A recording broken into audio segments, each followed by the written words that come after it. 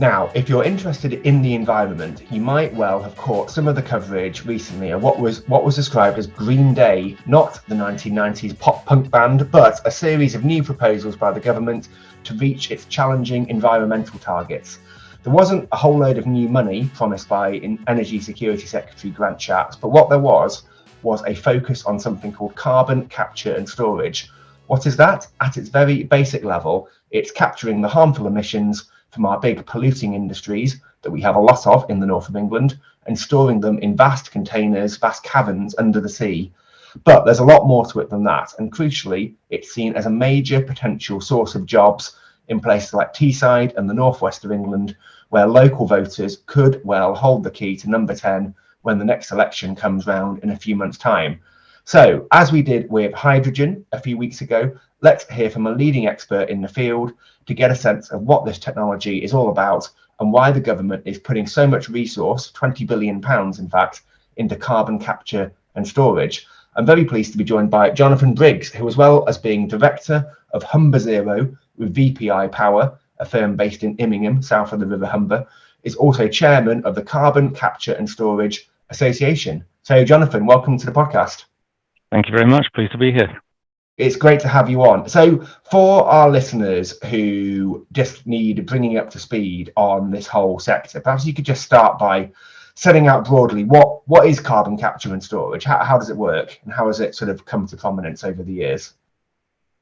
Well, firstly, carbon capture and storage is one of the critical parts of getting to net zero, as I think has widely been identified. But and the reason is because if we're to continue in terms of using energy in the way that we are, we'll need to be capturing the carbon from industry, from power emissions, from hard to abate industries as well.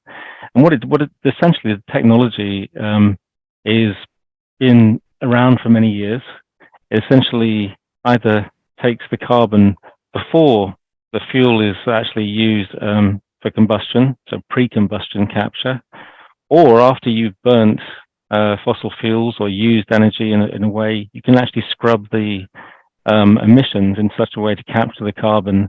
And the storage part is absolutely key as well, because essentially what you're doing is you're taking the carbon in the form of carbon dioxide and you're pumping it underground for long-term or for sequestration. In other words, it's going to stay there. And I mean, for people who haven't got a sense of the scale of this, what I've been reading suggests that there's a huge amount of potential capacity under the sea. Is it something like there's enough capacity in these underground caverns to store Europe's CO2 emissions for years, if not decades to come? It's that sort of big an opportunity. Yeah, that's exactly right. It's a huge opportunity for the UK. So we've been blessed to have a North Sea oil and gas industry for many decades, and it's becoming now it's transitioning to a different phase of its life, if you will. Ultimately, it's maturing. We're looking to repurpose those same assets, and we have access to a lot of essentially pore space or storage space to reuse that storage space for storing carbon dioxide. So you're absolutely right. We can take basically the emissions from not just the UK, but all of Europe for decades to come if we were to repurpose those same fields.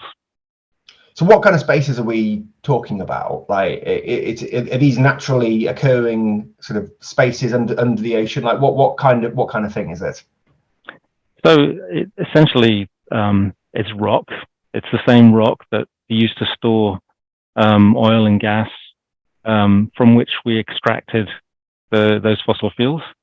And essentially, it's tiny pore space that we would actually almost, recycle the fuels that we've extracted in the form of just the carbon dioxide and pump it underground for long-term and permanent storage.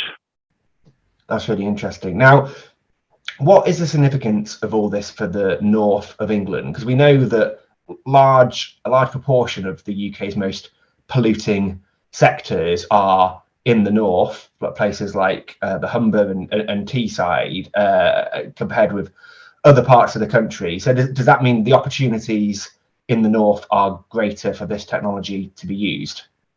Absolutely.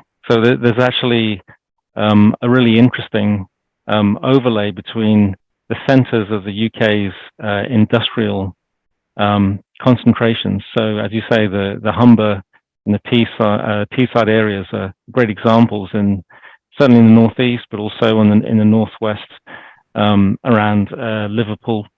But you've got these concentrations of industry where you have the concentrations of emissions that go with it. And then we're fortunate enough, also in the UK, the stores that we just talked about are also proximate to those concentrations of industry. So we have a great opportunity to basically combine the mitigation of carbon and capturing carbon in those industrial heartlands, if you will, and being able to actually connect those up to the stores which are right there proximate in the North Sea. So very well placed in terms of having those assets available to us. Yeah, and so I was talking about the big energy strategy announcement, this so-called Green Day announcement last month, and it emerged that several parts of the country are being invited for these so-called Track 1 talks with the government about developing carbon capture and storage. And Teesside featured prominently, and so did the Northwest. But areas like the Humber, where you work, and also Scotland, didn't get mentioned. So can you just explain the significance of that and what it means for the hopes of developing this industry in the Humber region? Sure. So first of all, I mean, remember that CCS it's an industry that's been waiting to deploy for some years, and today we don't have any CCS or industry to speak of in terms of we're not pumping, we're not capturing carbon, and we're not storing it as of today. So we're starting from scratch, if you like, and we really need to, there's general recognition that we really need to scale up what we're doing to a really material level. So it's all about timing and sequencing. So that's really the origin of the government strategy around Track 1, and what you hear about in terms of Track 1 and Track 2 is trying to, recognizing that we want to basically enable CCS in all of the industrial heartlands, if you will, all of the industrial concentrations, including the Humber, but recognizing that there's a natural progression. And I think one of the things that the government has done in Green Day is recognize that Track 1 needs to be followed and almost needs to be progressed at the same time as another track process in terms of Track 2. So whereas the Humber in particular doesn't have any projects in the current Track 1 lists, clearly around Track 2, the government's already nominated a qualified store for the Humber in Viking. Viking's a sizable store right next to the Humber estuary, which really will be a dedicated store initially to deploy Humber projects, such as the one that we're leading here at Humber Zero, around the cluster of the Immingham industrial site. So very much it's a start, it's a progression. The Track 1 projects did look to start off in Teesside and over in the northwest, but I think it'll be closely followed by building up to materiality via the Track 2 process, of which the Humber is going to look to Viking to see its decarbonisation pathway emerge. That's really interesting. And for people to whom this all sounds a bit sort of, I don't know, but quite a bit abstract and a bit pie in the sky, it's going to equate to real jobs, isn't it, in the Humber and in Teesside and in the northwest? Like if this technology can be adopted and made to work and rolled out on a wide scale, that there will be a genuine economic economic difference made to these areas, lots of which have been, sort of so-called left behind areas, which are still sort of recovering from industrial decline. So it is going to be a meaningful thing for people in these areas. Absolutely. I mean, it's a lot of it is about preserving the strength of the industrial base in those clusters or heartlands, if you like.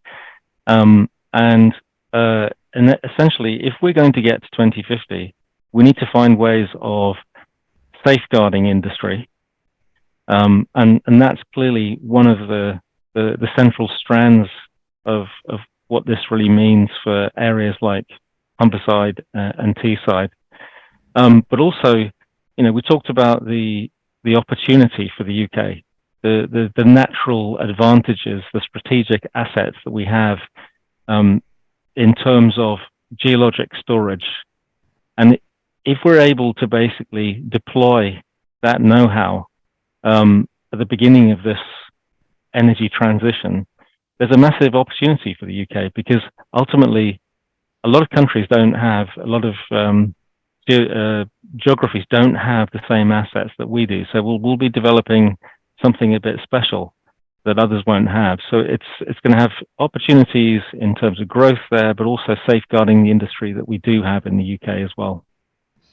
Now, we do hear criticisms of the government and its focus on carbon capture and storage. I've read some of them in recent days, and one, I think, is that the technology is not yet proven. And in fact, Grant Shapps was saying himself recently that there is still a long way to go to get carbon capture and storage where it needs to be actually working. I mean, what would you say to that? Well, I think firstly, any industry that's deployed from sort of a standing start learns a tremendous amount in that process. And I would say the UK has built a fantastic offshore wind industry, which it's learned from, and the efficiencies, the cost of offshore wind, for example, is a testament to how we've managed to actually learn through the process of deployment. And we would aim to do the same. We would obviously aim to do the same in deploying CCS to get to the cost profile that we would expect to see in a similar way. It is, at the end of the day, it's something that is a central part to getting to 2050. So we need to learn very quickly. But I think we also need to recognise that it's an industry whose technologies have been deployed for many years as well. The part that we're going to learn is how to do this at scale, and to really build the infrastructure in such a way that we can really tap into not just the large scale projects that will give us economies of scale, but also get access to really fully decarbonize our economy, which really will take a lot of I would say deployment and infrastructure deployment in particular, so that we can really access all of the hard to abate industries and the areas of the economy that we wouldn't necessarily get to by just looking to the industrial heartlands. We have to go beyond that to really get to 2050. So as a final thought, what's the next step for this now? Obviously, we're looking to the future, looking 10 years, 20 years into the future. But in the short term, what do you, in the industry, what do you need government to do next on this? Well, commitment's key, because we started off on a journey, and it's great as to what we've seen in the last couple of weeks, and certainly in the last couple of years. Really, it's been a journey, but we need to stay on that journey with a real purpose, because these are, again, this is about infrastructure, large-scale infrastructure deployment that's going to make a difference. So we really need to move forward quickly with these projects. We need to demonstrate as an industry that we really are capable of learning from each other and bringing down the costs over time, because ultimately this is something that we all as taxpayers are going to be looking to get the benefit from. But we need to move forward quickly. We need to build to scale so that we can actually make a difference, again, because this is going to be something that's going to build over a number of years. And as I say, we need to demonstrate that we can actually learn from the initial deployment of these projects to take those learnings and actually reduce cost over time and do things more efficiently to actually drive down the cost that we just identified a second ago. Sounds like there is a lot of potential in this line of work. Jonathan Briggs, thank you so much for talking to me today. Thank you.